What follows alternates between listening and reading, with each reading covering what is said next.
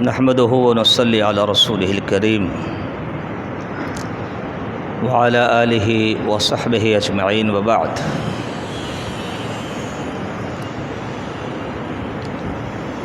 سلسلہ صحیحہ میں شیخ البانی رحمہ اللہ نے اس حدیث کو ذکر کیا ہے۔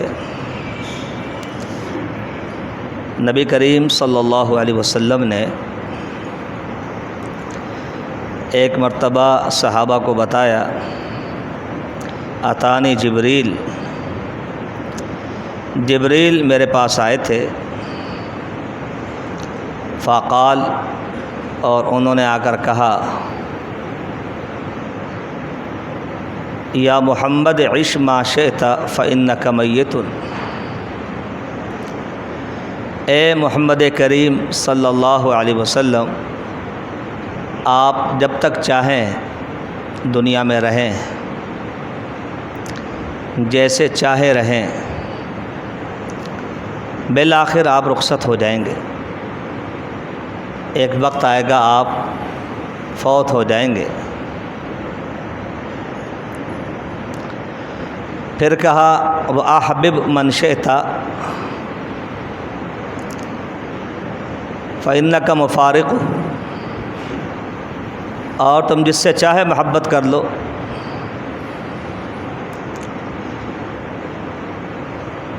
آپ انہیں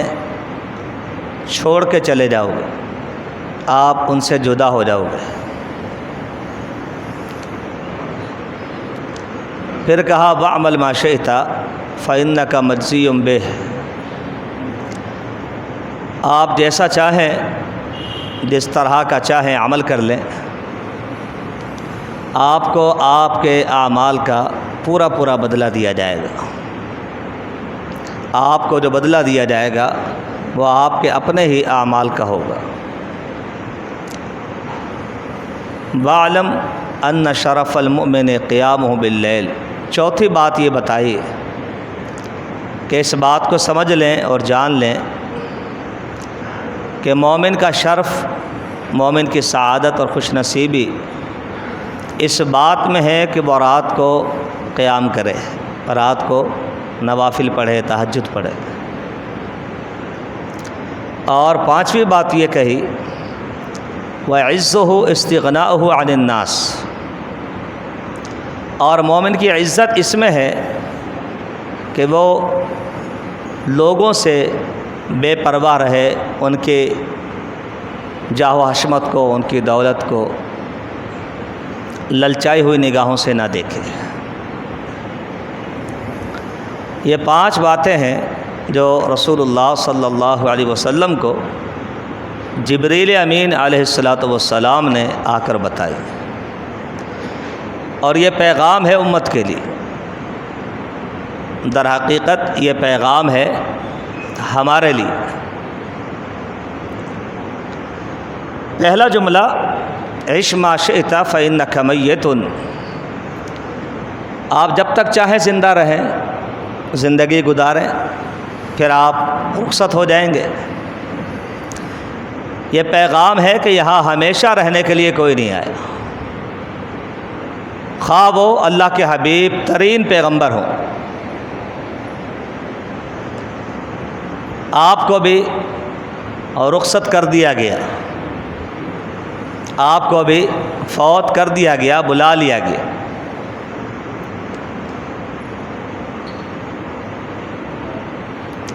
اور یہ جملہ جو کہا کہ آپ جب تک چاہیں دنیا میں رہیں، اس لیے کہ انبیاء کو اختیار دیا جاتا ہے، انبیاء کو دنیا میں مزید رہنے کا اختیار دیا جاتا ہے، مگر ہمیشہ کا اختیار نہیں، ہمیشگی صرف اللہ کے لیے۔ کل من علیہا فان ویبقی وجہ ربک ذو الجلال والاکرام، فإنک میت وإنہم میتون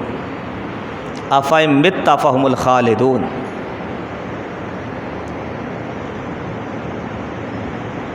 رسول اللہ صلی اللہ علیہ وسلم کا فرمان ہے جب کوئی اللہ کا پیغمبر بیمار ہوتا ہے، مرض الموت میں مبتلا ہوتا ہے، اسے اختیار دیا جاتا ہے، خیرہ بین الدنیا والآخرہ، اور رہنا چاہتے ہو تو رہ لو، اور اگر آج ہی آنا چاہتے ہو تو آ جاؤ، مگر ہمیشگی کا وعدہ نہیں۔ تو جب اللہ کے محبوب ترین پیغمبر کو یہ پیغام دے دیا گیا اور آپ فی الواقع فی الحقیقت رخصت ہو گئے، اور ہم نے بھی سینکڑوں نہیں ہزارہ میتوں کو دیکھا، پھر بھی اس کے بعد اگر ہم ہوش کے ناخن نہ لیں، اپنے آخرت کو نہ سمجھیں، اس کی تیاری نہ کریں، اور جبریل امین کے اس پیغام کو نہ سمجھیں کہ عمر کتنی بھی طویل ہو جائے، بالآخر جدائی ہونی ہے، دنیا چھوڑ کے جانا ہے، اس دنیا سے کوچ کرنا ہے، تو ہمیں ہوش کے ناخن لینے چاہیے۔ اس دنیا میں نہ کوئی ہمیشہ رہا ہے نہ رہے گا، اور موت کے لیے، رخصتی کے لیے، فوت ہونے کے لیے کوئی چیز ضروری نہیں۔ نہ تو یہ ضروری ہے کہ عمر زیادہ ہوگی پھر دیکھا جائے گا، نہ یہ ضروری ہے کہ یہ حادثہ ہوگا تو جائیں گے نا، نہ یہ ضروری ہے کہ یہ ایسا مرض ہو جو لا علاج ہو، نہ یہ ضروری ہے کہ جی پہلے بیمار ہوں گے پھر جائیں گے، کوئی چیز ضروری نہیں، بس اللہ کے ہاں فیصلہ ہو گیا، اذا جاء اجلهم لا يستاخرون ساعة ولا يستقدمون، پھر کوئی گنجائش نہیں۔ اور موت کے مناظر ایسے ہیں، اگر ہم دیکھیں قرآن مجید میں ایسے لوگوں کا بھی ذکر ہے کہ جب موت آتی ہے فرشتے ان کو مارتے ہیں، یضربون وجوہہم وادبارہم وذوقوا عذاب الحریق، اور ایسے خوش نصیب بھی ملیں گے کہ فرشتے انہیں آ کر سلام کہتے ہیں، انہیں کہا جاتا ہے ارجعی الی ربک راضیۃ مرضیہ فادخلی فی عبادی وادخلی جنتی، نحن اولیاؤکم فی الحیات الدنیا وفی الآخرہ،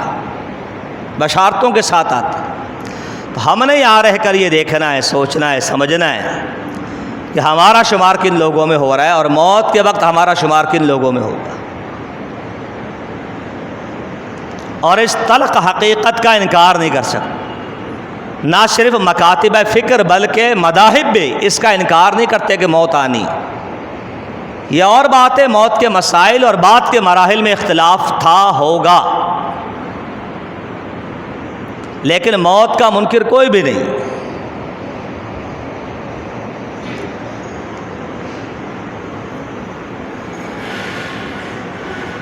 بعض سلف صالحین کے یہ اقوال ملتے ہیں کہ عد نفسک من الموتى، اپنے آپ کو مردوں میں شمار کیا کر، اپنے آپ کو مردوں میں شمار کیا کر، نہ جانے کب آنکھ بند ہو جائے۔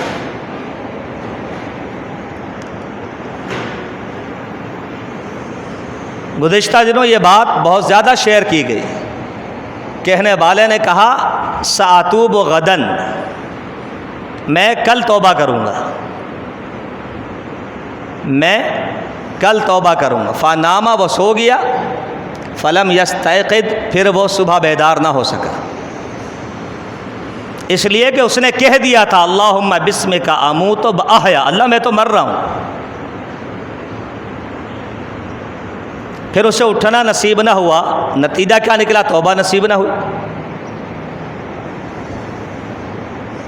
ابن عمر رضی اللہ تعالی عنہما کہا کرتے تھے اذا اصبحت فلا تنتظر المساء، صبح بات سمجھ میں آ جائے نا، ایمان کے ساتھ صبح نصیب ہو جائے، عافیت کے ساتھ، سلامتی کے ساتھ، تو شام کا انتظار نہیں کرنا کہ چلو جی صبح تو خیر سے ہو گئی، اب شام کی شام کو دیکھی جائے گی، ہم آزاد ہیں۔ شام نصیب ہو جائے تو صبح کا انتظار نہیں کرنا، اس انداز سے زندگی گزارنی۔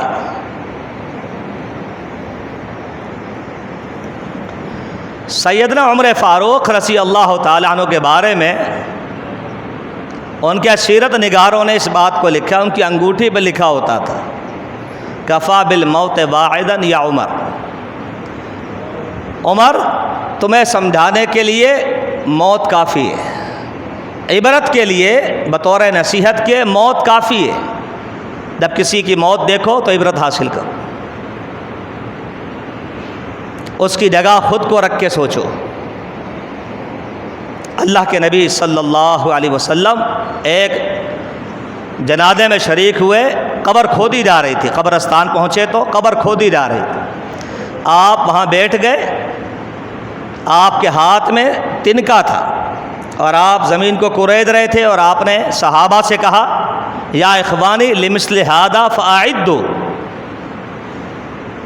میرے صحابہ، میرے دوستوں، میرے بھائیوں، اس قبر کو دیکھ لو، اس مرحلے کی تیاری کرو، اس منزل کی تیاری کرو، اس گھر کی تیاری کرو، آنے والے لمحات کی تیاری کرو۔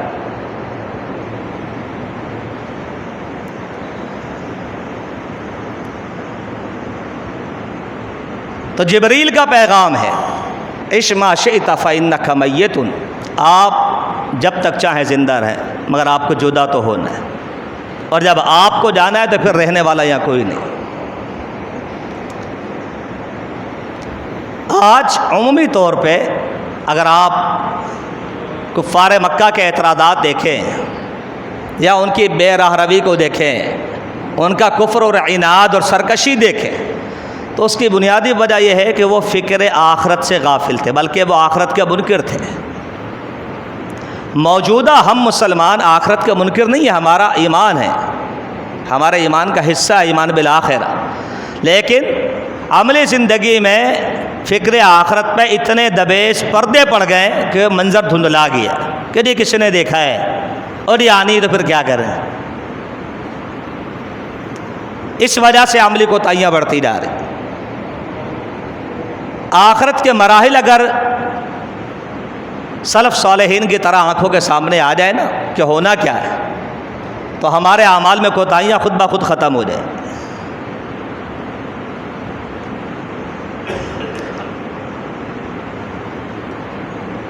جتنی بھی ہمارے خواہشات کے مسائل ہیں، ہمارے بے راہ روی کے مسائل ہیں، جو کچھ بھی بدعملی پائی جاتی ہے، اس کی بنیادی وجہ ہے کہ آخرت کا تصور دھندلاتا جا رہا ہے۔ اور اب آپ کو پتہ ہے کہ مراحل تو اس طرح کے ہو گئے ہیں کہ اب تو غسل دینے والے بھی دستیاب نہیں ہوتے، پرائیویٹ کمپنیاں غسل دے رہی ہیں۔ بچوں میں وہ صلاحیت ہی نہیں ہے، بڑوں چھوٹوں میں وہ صلاحیت ہی نہیں ہے، مرد و احباب عورتوں میں وہ صلاحیت ہی نہیں ہے، الا ماشاء اللہ کہ ہم نے تو بھیج دیا عیدی سینٹر سے، ابھی آتے ہی ہوں گے بس۔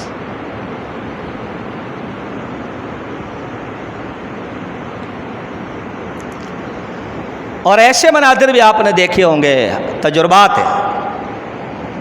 آپ نے جنازہ پڑھایا، کان میں آ کر بیٹے نے کہا، جمع سال بیٹا ہے، کہ یہ قبرستان میں دعا ذرا مختصر کرائیے گا،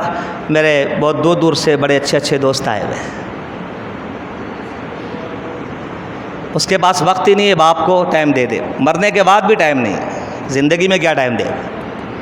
یہ اور باتیں رسم دنیا نبھائی جاتی ہے کہ جی وہ ماشاء اللہ جی لندن سے آ رہے ہیں، برطانیہ سے آ رہے ہیں، امریکہ سے آ رہے ہیں، جی جنازہ لیٹ ہوگا جی۔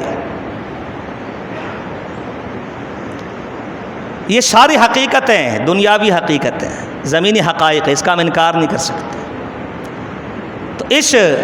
مادہ پرستی کے دور میں، انا پرستی کے دور میں، خود پرستی کے دور میں ہمیں اپنا فیصلہ کرنا چاہیے کہ ہم جب رخصت ہوں گے تو ہمارا معاملہ کیا ہوگا، ہماری تیاری کتنی اور کس طرح کے مراحل سے ہم نے گزرنا ہے، اس حوالے سے ہمارے گھر میں تیاری کتنی ہے۔